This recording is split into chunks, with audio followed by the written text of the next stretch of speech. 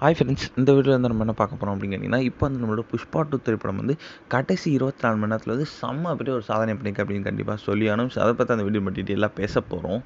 இப்போ வந்து நம்மளோட சுகுமார் மற்றும் அல்லு அர்ஜுனோட கூட்டணியில் படு மாசாக கடந்த 2021ஆம் ஆண்டு ரிலீஸ் ஆன திரைப்படம் தான் புஷ்பா 1. ஸோ இந்த திரைப்படம் வந்து ரசிகர் மத்தியில் மாபெரும் ஒரு வெற்றி படமாக அறிவிக்கப்பட்டுச்சு அப்படின்னு சொல்லலாம். அந்த திரைப்படத்தை தொடர்ந்து வந்து புஷ்பா 2 அப்படின்ற திரைப்படம் வந்து எடுக்கப்பட்டுச்சு. இந்த திரைப்படம் வந்து கடந்த டிசம்பர் 5ஆம் தேதி செம்ம மாசாக ரிலீஸ் ஆச்சு அப்படின்னு சொல்லலாம்.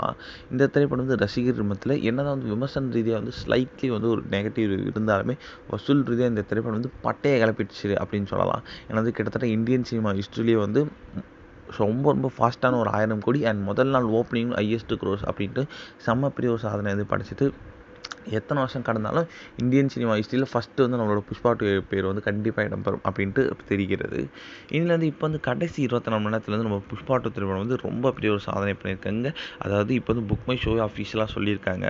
கடந்த 24 மணி நேரத்தில் வந்து புக் மை ஷோவில் மட்டுமே இத்தனை டிக்கெட்ஸ் வந்து செல் ஆயிருக்கு அப்படின்ட்டு. இது ஷாக்கிங்கான இது வந்து வீக் டேஸ் வர இதில் வந்து இத்தனை ஒரு டிக்கெட் செல் ஆனது ரொம்ப பெரிய விஷயம். கிட்டத்தட்ட வந்து 660.580K டிக்கெட்ஸ் வந்து இப்போ வந்து கலெக்ட் ஆகிருக்கு அப்படின்ட்டு வந்து அஃபிஷியலாக வந்து சொல்லியிருக்காங்க. இந்த ஒரு விஷயம் வந்து ரொம்ப பெரிய விஷயம். இதெல்லாம் வீக்கெண்டில் பண்ணாலே அதிசயம் இல்லை. ஆனால் வந்து வீக் டேஸில் பண்ணியிருக்கிறது ரொம்ப பெரிய ஒரு அதிசயமாக கருதப்படுது.